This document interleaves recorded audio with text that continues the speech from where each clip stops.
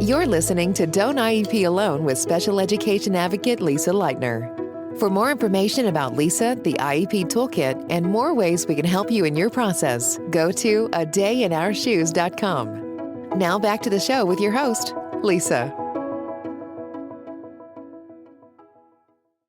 Hello, and welcome to a special Tuesday afternoon edition of Don't IEP Alone. I'm Lisa Lightner, as usual. I am going to talk to you today about 3 things you need to be doing right now for your IEP. And the reason that we're doing a special Tuesday edition is because I can tell by the activity on my Facebook and email and all that, I can tell when things are ramping up. And I've just been busy, been working, keeping my head down, getting things done. And then I noticed an influx of email and phone calls, and I was like, oh, wait a minute, it is almost February. And if you've been following my site for some time, you know that I like to talk about the February freakout, because you all do freak out in February, and here's why. Many kids, just by design, have their annual IEP meetings coming up. And if you follow the natural progression of the IEP process, right, you request evaluations, and then the district has 60 days to do the evals, and then they have 30 days to write up an IEP and all that fun stuff. The natural progression of the IEP process is 100 days. And so we are at that 100-day mark. So if you started school in August or September, and a few weeks into the new school year, you were like, okay, this is it. This is the year I'm going to request IEP evaluations. 100 days later or so, you had an IEP. And so that's February or March. So just naturally, a lot of kids have their IEP, their annual IEP meeting coming up. The other thing is that in February, you usually get, in many school districts, you get another report card, right? November, February, and then end of year. And depending on the age of your child, you get another set of parent-teacher conferences. So those invitations are probably going out, right? You're getting those emails about picking a time slot and all that fun stuff. Additionally, many school districts and many states mandate this, and it's not important if yours does or not for this discussion. But many states mandate a certain date, February 28th, March 1st, whatever, that your school has to communicate ESY information to you by that date. My state happens to have one for certain groups of students by February 28th that if you're a parent, you have to be informed of that ESY decision. Even if your school doesn't have a specific date, you should be thinking about it now. And here's why. They're supposed to communicate it to you with enough time for you to read and use your procedural safeguards if you wish. So if you disagree with their ESY decision, if you disagree with the ESY program that they've offered you, they are supposed to communicate that to you in enough time that you can file for mediation or due process if you wish. So that's, right about now, February or March. So parents get all this information. They get a new report card, they get more grades, they get all this other stuff, and they look at the calendar and now you have more time on your hands because you're stuck at home because it's winter. The holiday fun is over. So you have time to focus on this, and they go, oh crap, like another school year has gone by. Kid's not making progress. I'm not happy with the IEP. I'm not happy with his progress. Something's got to change. Another big piece of this puzzle is that if your child has behavior issues, if your child has been in the disciplinary system, getting detention, suspensions, whatever, there are these 10 and 15-day markers that at 10 days or 15 days, they have to give you a manifestation determination hearing. Generally by February, some of these kids start to hit those thresholds. So that becomes more of an issue. So again, all of this stuff combined leads to parents freaking out in February about their IEP. So this is what I want you to do. One is that I want you to dig out your IEP and read it cover to cover. And I mean that, every inch of it. Okay. You need to know what is going on with your IEP. I know that you haven't looked at it since at least before Thanksgiving in most cases. And you need to look at the rest of the year because we are still in January. There still is, the rest of January, February, March, April, May. There is a decent amount of school left. Okay. You're at that 100-day mark if you're celebrating 100th day, if your district does that.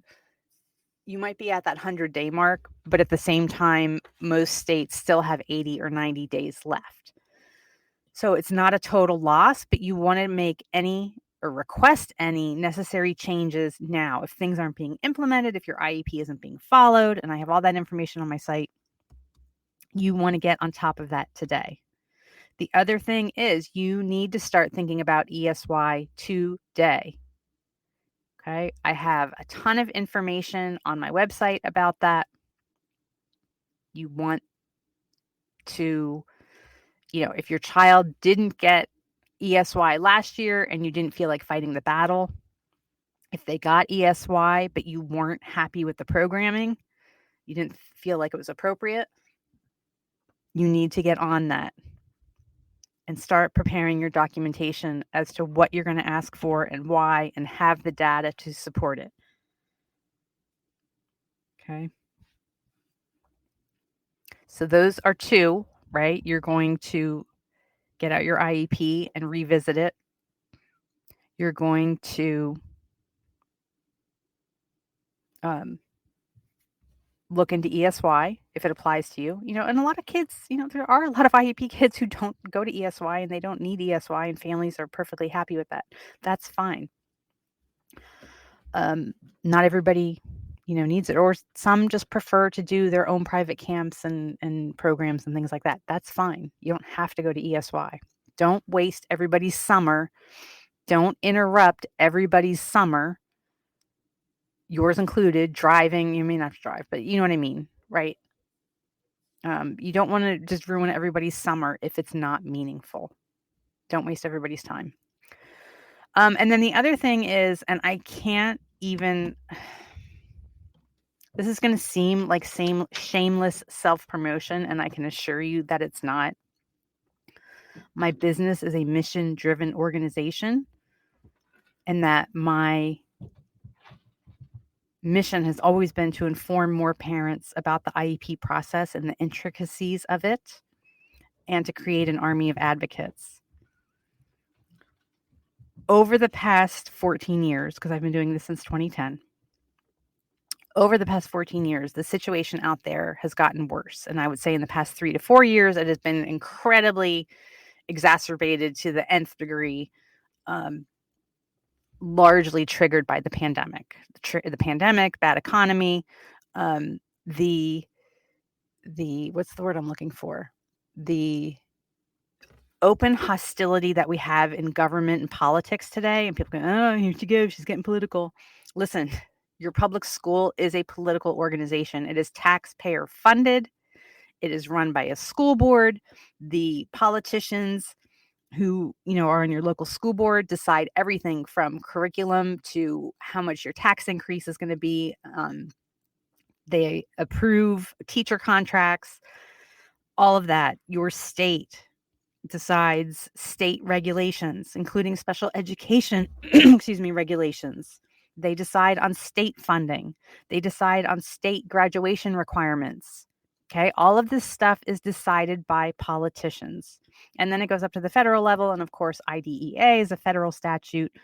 So is Section 504. So is ADA, Title IX, and all the other things that apply to our kids. So you can't be involved in having an opinion about education and public education without it being political, because politicians decide all this stuff. They make all these decisions, and who we vote for matters, because that is who, that's these people are making the decisions. Anyway, all that to say that in recent years, because of the open hostility in our political climate in this country, like, everyone is fair game. Everyone. Like, there used to be certain professions and that were just kind of, untouchable. Like, you just didn't openly criticize them in public, and teachers fell into that. Now, like, absolutely everybody is fair game, and there are book bans and suppressing marginalized students, whether it be race, gender, sexuality.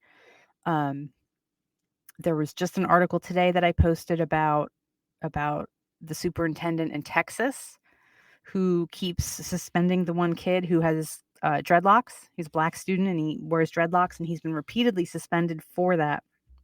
And the superintendent he doubled down and wrote an editorial and said, nope, you have to conform.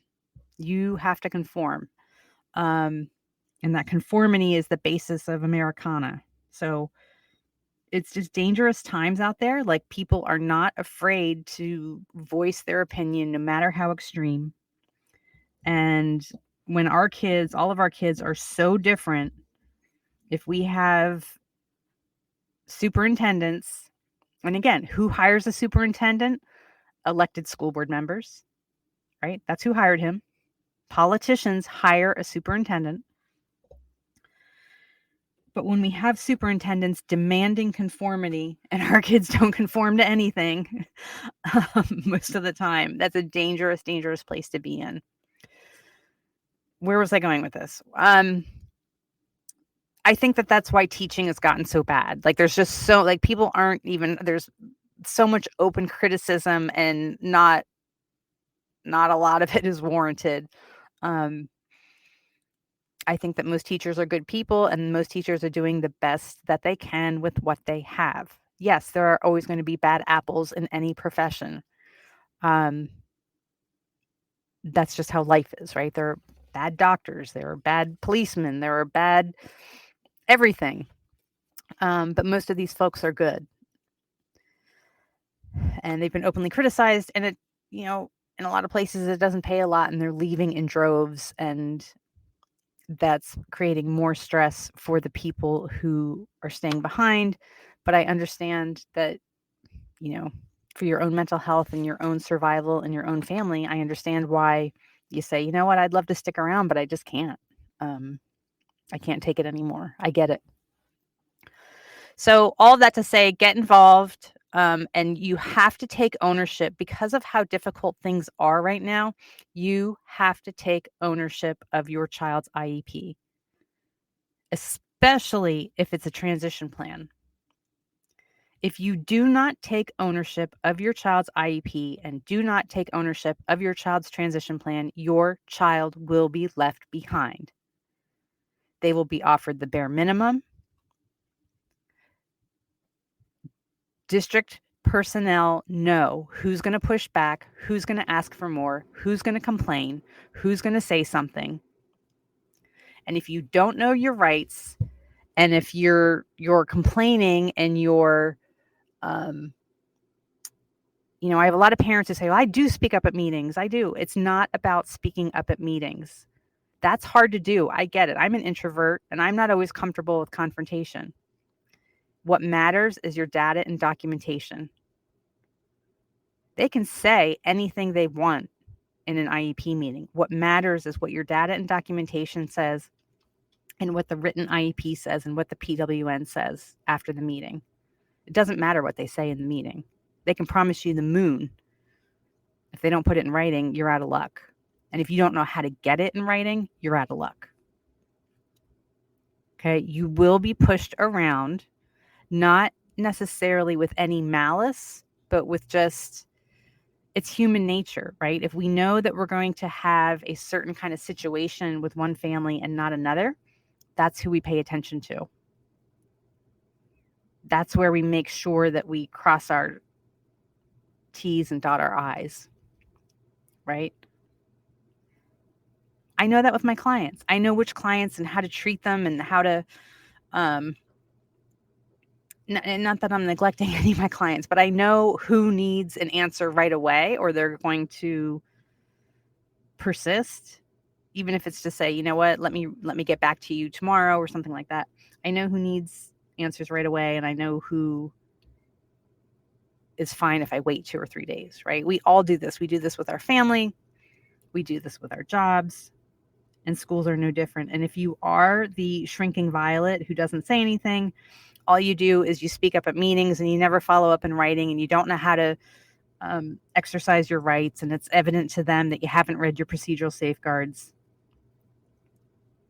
You've never asked about a PWN. If they present you with a half-assed PWN and it's incomplete and you don't say anything, what do you think your chances are in the future that you're going to get a complete one without asking, right? And again, it's not necessarily done with malice. It's just done with like, I have so much to do, so I'm just going to phone it in with this PWN and do a half-assed one until they demand differently. Okay. Registration is going on now for my training. Go to adayinourshoes.org and you will see buttons there. There are 2 free webinars coming up this week. One is Friday, and it is for middle and high school IEP students. Not if you parent, I don't want the students coming, the parents. But anyone who has kind of an older kid, a big, not a small, and they are changing buildings. They're going to a different building. It might be a middle school. It might be a high school. They're going to a different building in the fall where expectations are going to change. You want to definitely sign up and attend that on Friday if you can.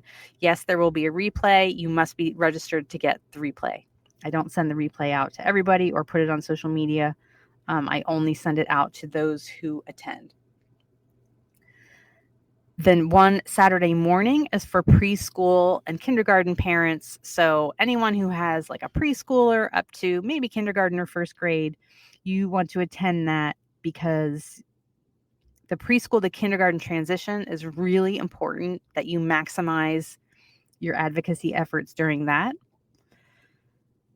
But if you've already gone through that, if your child's already in kindergarten or first grade, not all is lost, right? So I don't want you to think like, well, great, we've already crossed that hurdle and now I missed out. It's not, yes, you can go back and do things. It's easier to take care of some of this stuff if you haven't transitioned to kindergarten yet. But if you have, not all is lost. And then lastly, sign up for my training, please. You'll see a button there to register. It's going on now. Last fall, we had 3 different live chats with attorneys where we could ask them questions. We're planning on at least 3 for the spring. I haven't gotten any of them to nail down dates yet. And what else? I mean, there are, I think, 88 recorded sessions in the training library that you can access whenever you want. I share my advocacy strategy that helps move your team to yes. I make it very difficult for IEP teams to say no. I know how to use the system to my advantage, to my client's advantage. One of the most disheartening things is that, I'll have someone hire me and we go through all this stuff. And then at the end of it all, the parent's happy with the IEP. And I've had parents say to me, oh, of course they said yes now because you're here. No, I do not magically get IEP teams to say yes just because I walked into a room. If that were the case, I would be driving all over the Philadelphia area all day long, just walking into IEP meetings. It doesn't work that way. They say yes to me because I don't ask for anything I can't substantiate on paper. And if I can't substantiate it with data and documentation, I work on getting it and then I ask for it. That's why IEP teams say yes. So listen, 1 or 2 more things. I want to read to you this email I got from Kimberly E. And she says, the Don't IEP Alone Academy was honestly more than I expected. As a certified special education teacher, I saw my students being pushed through the system, and now having two of my own children being pushed aside, I was disgusted, disheartened, and simply burnt out from fighting. I was shocked at what I didn't learn in college. And this is the reason I wanted to read you her testimonial or her email to me, is because that's why I am such an advocate for parents or for teachers, but not taking this stuff personally, right? They think that teachers are doing this stuff with malice. Most of the time, it's because they haven't been taught the right way. Any teacher will tell you that what they are taught in college about IEPs and what really happens day to day in IEP meetings and IEP development and implementation are worlds apart. Worlds apart. Okay. So what else does she say? I took the Don't IEP Alone Academy because she wanted to have official training. What I didn't realize is that there were things I still didn't know. Simple but powerful strategies such as changing the use of my language. My approach is now more strategic and methodical.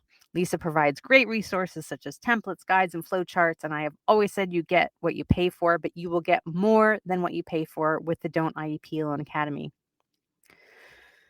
So definitely check it out. That is a parent who has two kids with IEPs who is saying, yes, take the training. And then I want to read one more. And Kaylee reached out to me in October. And she says, hi, Lisa, I took your class last year. I have a 4-year-old with autism in pre-K. We were so worried about his IEP last week, fighting for him to stay on a modified schedule in order to receive outside therapies, which the school wasn't allowing without it being an unexcused absence. So we were at risk for being removed from the program.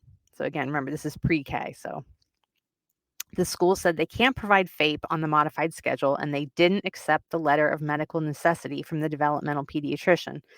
This is something I tell you about, that a doctor's note is not a slam dunk. It's helpful, but you need to know how to use it to make it helpful. Just walking into an IEP meeting and saying, this is what we need, doesn't work.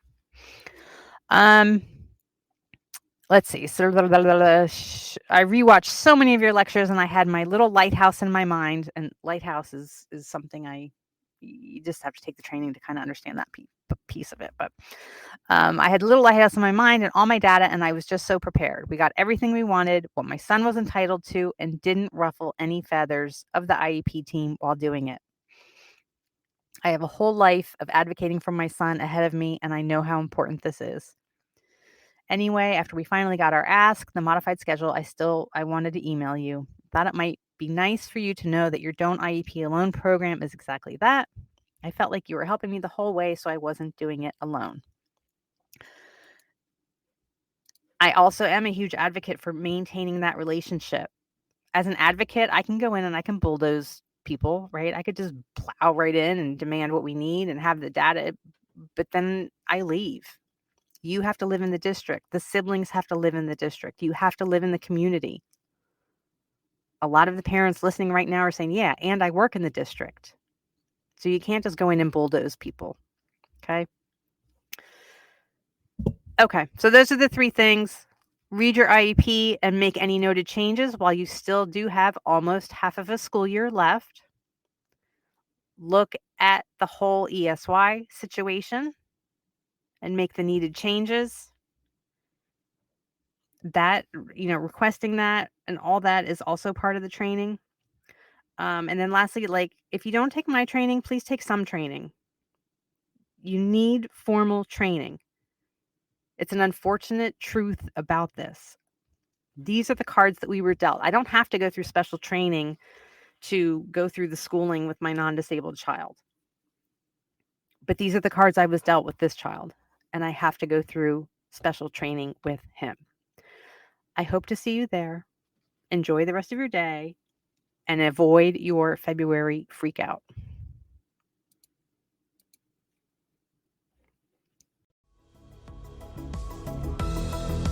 Thank you for listening to Don't IEP Alone with Special Education Advocate Lisa Lightner. We're so glad you've joined us and would love to connect with you outside of the show. For more information about Lisa, the IEP Toolkit, and more ways we can help you in your process, go to adayinourshoes.com. From self-care tips to common IEP mistakes, there's even more to explore.